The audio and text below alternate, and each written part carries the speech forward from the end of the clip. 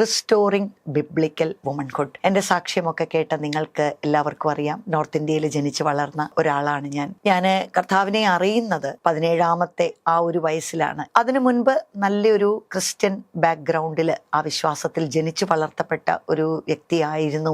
എങ്കിലും യേശുവിനെ എനിക്ക് പേഴ്സണലായിട്ട് അറിയത്തില്ലായിരുന്നു. അതുകൊണ്ട് തന്നെ എൻ്റെ ചിന്തകൾ ഒരു സാധാരണ പെൺകുട്ടിയെ പോലെ തന്നെ ആയിരുന്നു. ഒരു തരത്തിലുള്ള ഫെമിനിസത്തിന്റെ സ്പിരിറ്റ് തന്നെ എൻ്റെ ഉള്ളിലുണ്ടായിരുന്നു. ഒരു ഫീമെയിൽ ആയതുകൊണ്ട് മാത്രം സഹിക്കേണ്ടി വരുന്ന ചില സിറ്റുവേഷൻസ് അല്ലെങ്കിൽ ചില അനുഭവങ്ങളാണ് സ്ത്രീകളെ ആ ഡയറക്ഷനിലേക്ക് തിരിക്കുവാൻ ഇടയാകുന്നത്. കാരണം സ്ത്രീകൾ അവരെ ഒരു സെക്സ് ഒബ്ജക്റ്റ് ആയിട്ട് പലപ്പോഴും അവരെ കാണുന്നു. അവരുടെ പൊട്ടൻഷ്യലിലേക്ക് അവർക്ക് വളരുവാൻ കഴിയുന്നില്ലല്ലോ എന്നൊക്കെ ഓർത്ത് വിഷമിക്കുകയും വേദനിക്കുകയും ഒക്കെ ചെയ്യുന്ന സമയങ്ങൾ ഓർക്കുന്നു. അതിനെല്ലാം ശേഷമാണ് രക്ഷിക്കപ്പെടുന്ന ഒരു അനുഭവം എൻ്റെ ജീവിതത്തിൽ ഉണ്ടാകുന്നത്. യേശു ഒരു മതം സ്ഥാപിക്കുവാൻ വന്ന ആളല്ല, നമ്മെ ജീവിക്കാൻ പഠിപ്പിക്കാൻ വന്ന ഒരാളാണ്. യേശു കർത്താവിന് സ്ത്രീകളോടുള്ള സമീപനം അത് വായിക്കുകയും കേൾക്കുകയും ധ്യാനിക്കുകയും ഒക്കെ ചെയ്തപ്പോൾ അത് വല്ലാതെ എൻ്റെ ഹൃദയത്തെ സ്പർശിക്കുവാനിടയായി തീർന്നു. വ്യക്തിപരമായി എന്നെ സ്പർശിച്ചു എന്ന് മാത്രമല്ല, സ്ത്രീകൾക്ക് അവർക്കുള്ള